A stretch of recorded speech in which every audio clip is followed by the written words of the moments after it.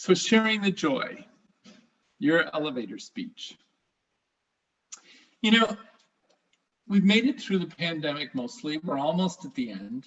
And there's been a lot of fear and anxiety this entire year because we didn't know what to do. We went to virtual almost instantly, and we're a little bumpy in the beginning, but kind of smoothed it out. And we've been together as 3 or 4 fellowships almost every Sunday for over a year. We're coming out of it, and the numbers aren't as bad as we think we had feared. I mean, most of our membership is still here, and financially we're pretty good. So we feel really positive about our fellowships and our community of searchers. And recently we're having a lot of conversations about what's next. I think we're coming out of this, we're talking about having hybrid services. We're going to learn what we've learned with Zoom technology and try to incorporate it and support each other across the region.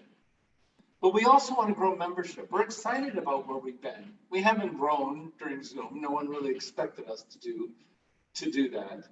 But we really want to have a bright, dynamic, vibrant future for each of the fellowships. And so we've been spending a lot of time talking about it, but we're only talking to each other. And of course, we all feel very positive about what's going on, that we found this community in this place. But when we try to speak about it to other people, we usually freeze up. We don't know how to talk to our friends, our coworkers, and our family members because we are unique. It's not like something anyone has usually experienced. So we get a little confused when we try to utter out what it is. Well, think about it. If they're asking you that question, what are Unitarian Universalists? They know you well enough to ask about your religion or your church. I mean, that's not usually the first thing you ask someone when you just meet them for the first time. So they know you pretty well, let's say. And I agree with Bill Singford. The first thing most of us would say is, oh, the 7 principles. But I guarantee you, most of you, including me, do not have them all memorized. And so you probably say something like, oh, the inherent worth and dignity of everybody and the interconnected web of life, the 1st and 7th principles, and leave all the stuff in the middle out, which is okay. It's a start. It does say something about who we are. But as Bill Singford said, that's probably one of the worst things to share at first, because there's nothing religious about them at all. They work really well as a covenant or a document of shared values internally, but they don't say anything to somebody that's a complete stranger to Unitarian Universalism about how we are together religiously or spiritually. Okay, so now we've said what you shouldn't do, which is probably what we all do. So what should you do? Well, I think the first thing, like any polite conversation, to put it in context. With whom are you speaking? What would be interesting for that person to hear? Why do you think they're asking? Or why are you reaching out to them? So kind of think about that. 90% of the time, it's probably going to be the same type of person. Or maybe you think of 2 ways or 3 ways to say it and say, okay, half the time it's this kind of person, half the time it's that kind of person, that kind of thing. But the point is, it's an elevator speech. You have 45 seconds, as Bill Singford said. You have to make it short and succinct. So I think context is very, very important. So today, as I was working on this sermon, I was trying to figure out how do we pull all the ways you could describe Unitarian Universalism into something that's short and succinct and helpful to you and to me. So I went back to the last time I know of that this work was done by the denomination. So the reading I read you from Bill Singford was in the UU World in 2003. And he talked about the launch of the UA Commission on Appraisal, that they were going to investigate this, do focus groups, surveys, that kind of thing. Well, they published the results in 2005. And honestly, I read it, and it's a little bit overwhelming to try to take that and turn it into an elevator speech. They ended up with 15 clusters of thoughts, or I would say options for your elevator speech. Well, 15 is more than my brain can manage at once to try to bring it down to something succinct. So again, I decided my purpose is to give you something to think about. So I'm going to walk through all 15 of them, and I don't want to overwhelm you, but these are not something that you have to like memorize and make sure you include every element. These are just things to think about. So I would suggest you either get out the old-fashioned pad of paper and a pen or a pencil, or if you're a little bit more savvy, you can take screenshots of what I'm presenting so that you have some time to think about it, to work on your elevator speech later. Or if you want, you can go directly to this article yourself. It's in the UU World. The source is listed on my slide. 2005, it was called the UUA Commission on Appraisal, or just Google elevator speech and you'll get there. So who do you think you're speaking to? And which of these do you think makes the most sense to them? What would they be most interested in? And the third thing would be, what fires you up? Where's your passion? Because this is all about communicating joy. So you better pick something that you are joyful about that they would also be interested in. So I took these 15 categories and I organized them down to 3. And I included in my mind some kind of derogatory comments that usually hold me back from saying who we are, because it's either things I've heard or things that I expect somebody to be thinking and maybe they're not verbalizing it. And so these ideas, I think, are things that you could use to kind of counter that derogatory comment.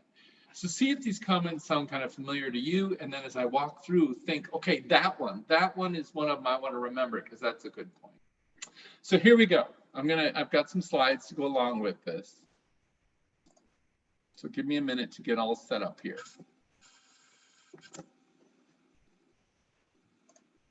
Okay, there, see the source down in the corner? It's the UU World Winter 2005 edition is where you can find these.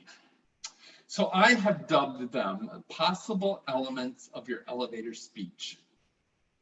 And the first thing that I would say is, this is the derogatory thing that first comes to mind.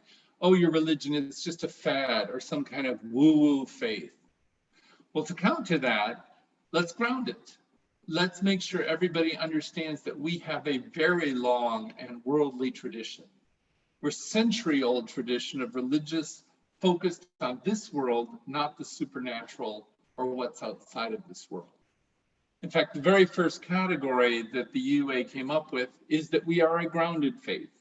Our theology, the essence of our theology, not called Unitarian, but our theology dates back actually to the Greek skeptics over 2,000 years ago. They were doubting the supernatural parts of their gods, and there was a group that wanted it to be more humanist. So throughout time, we're firmly grounded in history and the realm of ideas. So we're grounded. That's the first thing. The second thing is we're an ecological faith. We're grounded to this world. We are interconnected to the web of all existence. And this concept comes from a lot of the Eastern religious concepts. And frankly, it counters a lot of the dominant Western theology that says that humans are separate and are meant to dominate the world. The third is we are a human faith. We are religious thought. Now, the idea is that religious thought is a profoundly human phenomenon.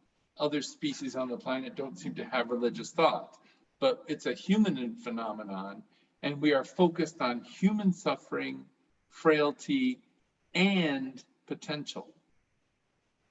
We're focused also on the well-being of this world, not the next. And finally, we are a responsible faith. Regardless of where each of our religious inspirations come from, regardless of which of the sources it comes from, we understand that humanity must take responsibility for the state of the world and do it seriously. Humans have caused the issues and are responsible for redemption, healing, and wholeness in this world. So, again, if you feel like the fear or the statement's going to be, you're just a fad or a woo-woo faith, think about grounding.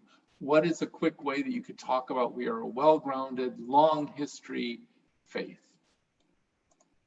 The next comment, derogatory comment, would be, you don't really believe anything. Or the corollary that goes with that, oh, you can just believe anything, right? The way I would counter that is, frankly, what is the content of our faith? And this is where I get into religious exploration. It's a term we usually use with our children and youth. We call it RE, right? But religious exploration is what we are all doing in this faith. And it's something that I think is expected. Those of you that have taken my introductory class, I always use a metaphor of Zion National Park and say our fellowship is the outfitter in the valley of Zion National Park. It's where we all gather and meet up and get prepared for our journeys and meet other people that want to go on hikes with us. And we go up different hills and explore different paths. And it's not about getting to the highest point in the park or the highest mountain saying, now I know what I believe in planting a flag. It's about exploring and seeing if what path I've gone down has any meaning to me, and sharing that with my co-hiker, right? So with that in mind, we are an experiential faith. We don't trust beliefs that contradict our experiences. Now, that doesn't say we're not open to exploring mystery, things we haven't or cannot experience, but generally we use our experience and will not just trust belief willy-nilly. We are a free faith. We believe in the integrity and authenticity of individual searches.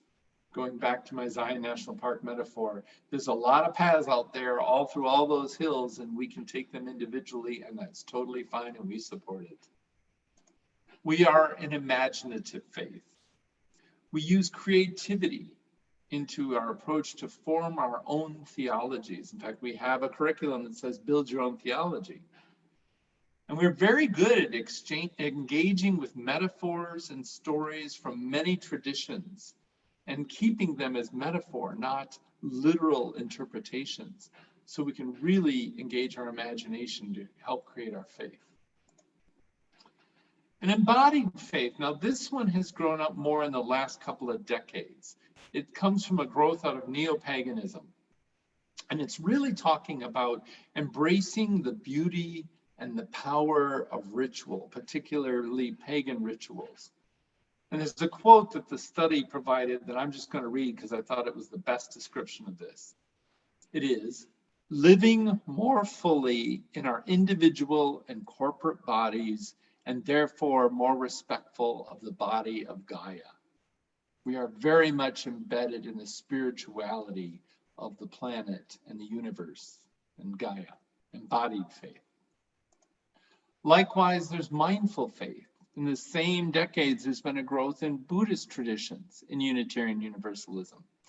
And so the UUA said this is a grasping at disciplined spiritual practices, the desire to be fully present in the moment, and really cognizant of the depth and drama of being. And finally, the last one is a prophetic faith. Again, in the most recent decades, the growth of feminist and liberation theologies, as well as more recently the Black Lives Matter movement and the demands for dramatic change to dismantling systemic racism. Again, I quote from the study, it's a more risk-taking faith, daring to name what is broken, to challenge assumptions, and to take actions requiring discomfort and sacrifice. So that's where I believe we need a content part of our statement, something about what is the religious exploration. It's not that we don't believe anything or we believe everything. I think we have an expectation to explore. We're not going to hand you that creed. We're not going to hand you what you need to believe. You're expected to go out and explore alone and with others.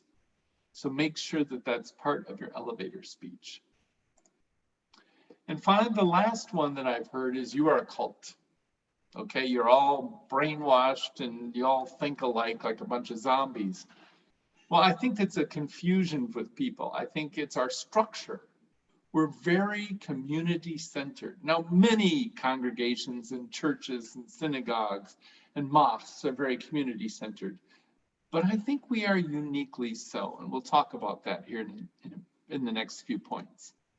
So the UA study said we are a very relational faith. I think immediately of the Brene Brown quote, humans are hardwired for connection from the day we are born to the day we die. And we are very much a caring community that supports our individual journeys. I think many congregations and all different denominations and world religions are part of caring communities that care for each other. But we are unique in that we realize that we're all on different journeys, and so we go out of our way to support those different journeys. We are a covenantal faith. We talk about that a lot. Covenant is just a fancy word for promise. A promise that we will hang in there together, to be with each other. It holds us together, not a creed like the Apostle Creed or Nicene Creed if you came from Christian backgrounds. We don't have a common belief, of course. We have a promise that we will be on this journey together. And then the study had this odd term. It said we are a dialogical faith, which basically means we like to talk a lot. We like to be in dialogue. So think about covenant groups, or in Open Circle, they call them chalice circles. And then think about during COVID, that we have had discussion groups every single Sunday that often last at least half an hour and sometimes up to an hour. We like to dialogue with each other and share our experiences with each other. That is definitely what we're about. We are a curious faith. Freedom and tolerance are earmarks of our faith since the Protestant Reformation. There's a quote by Francis David, who's a Transylvanian Unitarian theologian. It's pretty famous. It's, quote, "We need not think alike to love alike." And that's very much it.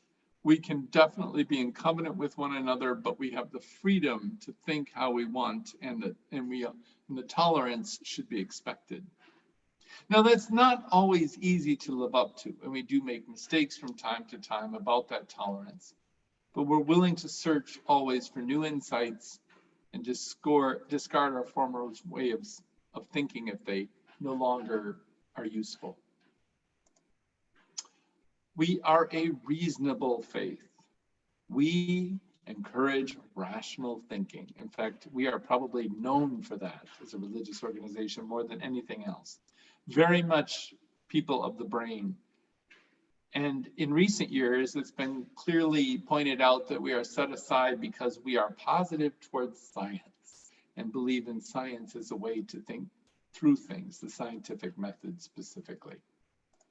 And finally, we are a hopeful faith. We try to be a transformative faith. Over and over again, we hear of people in new visitor settings, or when they're joining and we have rituals and ceremonies, that they talk about how they never thought there would be a place like this where people are so free to think how they want to and go on these journeys. It has transformed them in the way they approach religion. Well, bigger than just the individual, we aspire to build that famous beloved community. Theodore Parker, a Unitarian minister and leading abolitionist, said his famous quote, "The arc of the universe bends towards justice." We believe in helping to bend that arc as much as we can towards justice, to build that beloved community in society as a whole. And then we have got to be the most optimistic people on the planet. We always have optimism that our fellowships can be and should be that shining example of what beloved community on a small scale can be. So when you hear things like you're a cult or some sort of odd group that they use, whatever their word is, remember that might be a good thing, that we're very community centered. On Sunday morning, people criticize us because we have sort of this table up front that sort of looks like an altar. And sometimes we call it worship service. And they go, well, what are you worshiping? Because some of you don't even believe in God. And I always say, we worship the connections of the community. that we share together. It's a very, very important of who we are. And I think it should be part of our elevator speech.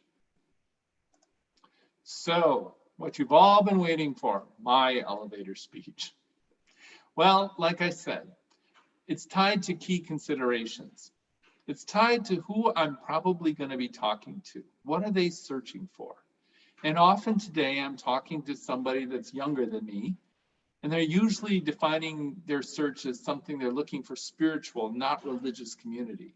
Well, they define religious community or religion as a formal religious community, which of course we are. So then we've got this conundrum here that we are not like other religious communities. So I tend to stress something that's more spiritual in nature. Often in the conversation leading up to me stating my elevator speech, I make a statement and I say it in a way that it's like an undeniable fact, because if they start disputing me on this one, it's the end of the conversation because I realize they're not going to be interested in anything I have to say. And my statement is this. Again, humans are intelligent, curious beings. Humans are intelligent, curious beings. I don't think many people can argue with that. And so we believe that religious and spiritual traditions are created by humans as a means to search for truth and meaning. So basically that sets the world apart in my mind to those people that absolutely believe that religion is handed down from some supernatural being with a credo and code of behavior, and those that are more open to other ideas, right? So I usually say that humans are very intelligent, curious beings. So we believe generally that religious and spiritual traditions are created by humans. Look at all of them there are in the world, right? There can't be one of them that's right. So they're there on purpose to help us search for what is truth and meaning. So I establish that. And then I say, we believe and support an individual search for spirituality and answers to big questions in life. This is basically what religion is to me. Why am I here? Where did I come from? Where am I going? And then we're open to all faith traditions. I also want to throw in there that we're dynamic. We're always questioning and exploring. We haven't set it down and said this is what we have to believe. And again, I say that we're centered in community. We always support each other's search, and that's a very important part of who we are. So my elevator speech, I wish it were more concise and succinct and catchy, but here it is. Unitarian Universalism is a long and dynamic spiritual tradition focused on community support for each of our individual journeys in our search for truth, meaning, and spirituality. Unitarian Universalism is a long and dynamic spiritual tradition focused on community support for each other, for each of our individual journeys in our search for truth, meaning, and spirituality. So my friends, take the time and effort to write a short elevator speech or a couple of them. Don't be afraid. And memorize them so you're ready to go whenever you need them. In fact, share them. Try them out with friends at the fellowship, or get together someday and just write them together. Share it with me. Test it on me. When you feel comfortable, try it out with people you trust outside the fellowship, family members, friends, that kind of thing.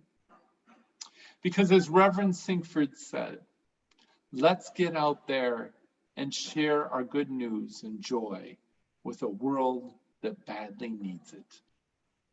Amen.